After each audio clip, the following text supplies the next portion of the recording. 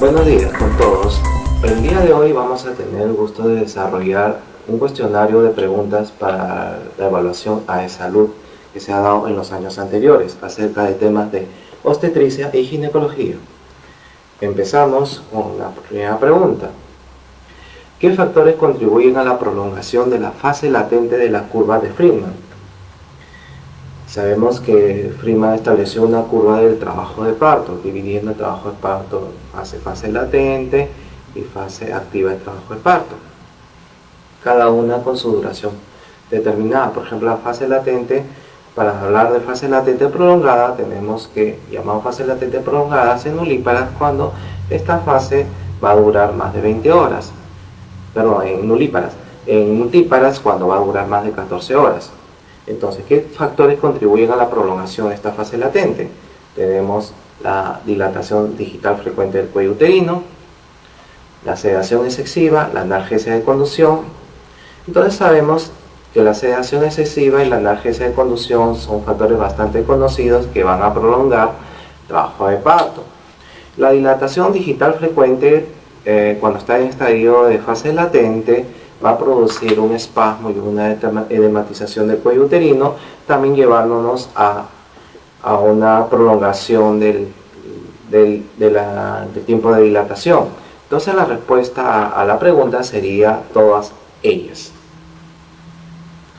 Segunda pregunta, paciente multigesta de 40 semanas en expulsivo, ¿es mejor sacar el segundo gemelar dentro de 5 a 10 minutos del nacimiento? ¿Por qué? Bueno, en algunos centros se recomienda esta actitud, ya que al salir el primer feto se va a producir una disminución del volumen uterino, ¿no? Y por tanto una contracción de la fibra miometreal. Entonces, esto puede ocasionar un desprendimiento prematuro de placenta. Entonces, la recomendación es a no esperar demasiado la expulsión del segundo feto, dado que se puede separar la placenta a medida que la musculatura se contrae. El segundo gemelo más probable que empiece su respiración intraútero no, porque él todavía está recibiendo aporte sanguíneo a través de su cordón umbilical y puede ocurrir parto precipitado. No tiene caso en esta pregunta. Entonces la respuesta sería la B. Otra pregunta acerca de trabajo de parto. Feto en presentación podálica, la maniobra que consiste en retirar los miembros inferiores del estribo y flexionarlos recibe el nombre de maniobra de Pahorst, maniobra de Brash, maniobra de Marrover, maniobra de Morisot, maniobra de Brash. Bueno, aquí generalmente la maniobra que consiste en retirar los miembros inferiores del estribo y flexionarlos para producir un alineamiento del sacro con la columna lumbar, ¿no? Y a la vez ascender un poco la articulación pélvica, o sea, el pubis. Se usa generalmente cuando hay enclavamiento de hombros, pero también se podría utilizar en otros casos, ¿no? Esta maniobra fue descrita por Marrover. O sea, la respuesta sería la C. ¿Qué no se usa en el embarazo postérmino? El embarazo postérmino, estamos hablando del embarazo que tiene una duración mayor de 42 semanas. Entonces, por los riesgos que puede conllevar, por la probable insuficiencia placentaria, la disminución del líquido amniótico con compresiones del cordón, entonces se recomienda terminar la gestación. Y si no ha empezado espontáneamente, hay que estimularlo. Entonces, para estimularla se usa generalmente oxitocina, también el estímulo de pezones, que no va a hacer liberar oxitocina. También se usa actualmente en el mercado las prostaglandinas con misoprostol. La cesárea tendría indicación si hay una contraindicación obstétrica. Lo que no debe usarse es inducción con ergotamina, ya que la ergotamina va a producir una contracción uterina sostenida y nos puede asfixiar el feto. Entonces la respuesta es: lo que no se debe usar es ergotamina. Otra pregunta. ¿Qué punto es el de referencia en la presentación de cara? O situación bastante rara, ¿no? Y que en la literatura se describe, ¿no?, como la presentación sería una deflexión de tercer grado, en lo que el punto de referencia para evaluar el descenso va a consistir en el mentón.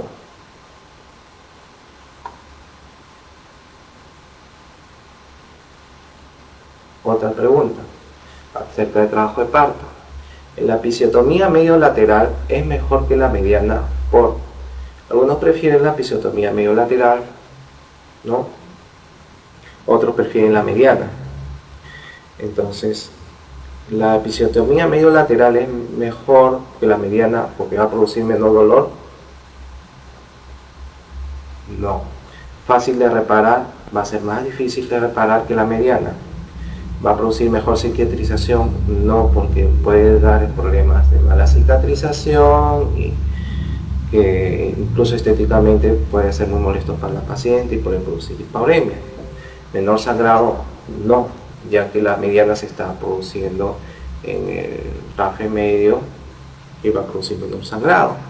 Pero sí tiene la ventaja en relación a la mediana de poder ampliarla, cosa que en la mediana no se puede hacer, ¿no?, ya que estamos cortando el cuerpo perineal y detrás de eso está el ano, el recto. Entonces la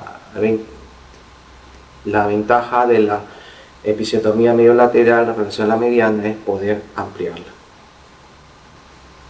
Vamos a repasar unas preguntas acerca de hipertensión inducida por el embarazo. ¿Cuál de los siguientes no indica severidad en una gestante con hipertensión inducida por el embarazo? Tenemos criterios de la hipertensión inducida por el embarazo, ¿no?, referida específicamente en este caso a preeclampsia, ¿no?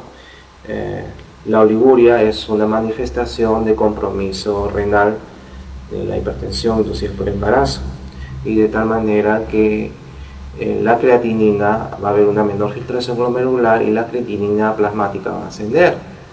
En cambio, también el dolor en cuadrante superior derecho del abdomen, que nos estaría revelando una distensión de la cápsula de Gleason en el hígado, y que es un signo de severidad porque puede ser un signo premonitor de eclampsia también, o una eminencia de ruptura de la cápsula de Gleason.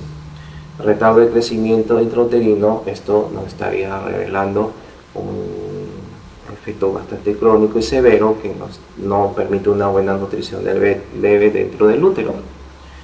Y el consumo de plaquetas también nos está hablando de un problema mucho mayor.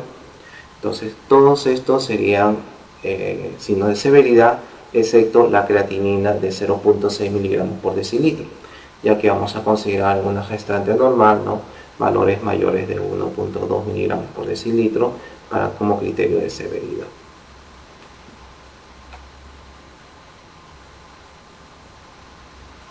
Menstruación. En la menstruación normal, la hemorragia media es de 600 mililitros, 500 mililitros, 650 mililitros, 150 mililitros, 550 mililitros. Al respecto, en la literatura se encuentran algunas variaciones, ¿no? Antiguamente se decía, ¿no?, que el volumen de la pérdida de sangre durante la menstruación era alrededor de 150, 200. Actualmente se pone como una medida aproximada de 80 centímetros cúbicos, 80, 120, existiendo en algunos sitios que todavía se acepta 150 centímetros, pero no más de eso. Entonces, podríamos, como respuesta a esta pregunta, responder la alternativa D. La menstruación normal de hemorragia media podría ser de 150, ¿no?, aunque actualmente se acepta 80 centímetros cúbicos.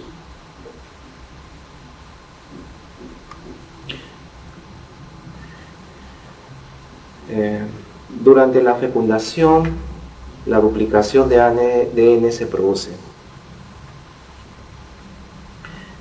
antes de la fusión de los pronúcleos masculino y femenino, al momento de penetrar el espermatozoide dentro del óvulo, después de la unión de los pronúcleos masculino y femenino, A y B o ninguna. La fecundación es la unión pues, de los pronúcleos masculino y femenino. Y esto va a tener como característica el restablecimiento de la carga genética 2N. Entonces se produce la duplicación de la N. Cuando se ingresa el espermatozoide al óvulo, ahí se va a producir la expulsión del segundo cuerpo polar. Sabemos que en la ovogénesis, que quedó detenida en el estadio de profase durante la primera adhesión meiótica, al ocurrir la ovulación se completa esta primera división expulsándose el primer corpúsculo polar. Luego de la penetración del espermatozoide al óvulo se va a completar la segunda división meiótica expulsándose el segundo cuerpo polar, quedando un ovocito haploide, ¿no? Que teniendo el espermatozoide una carga genética haploide, al juntarse los dos pronúcleos se va a restablecer la fórmula diploide, ¿no? O sea, la duplicación del ADN. Entonces, la respuesta sería C, después de la unión de los pronúcleos masculinos y femeninos.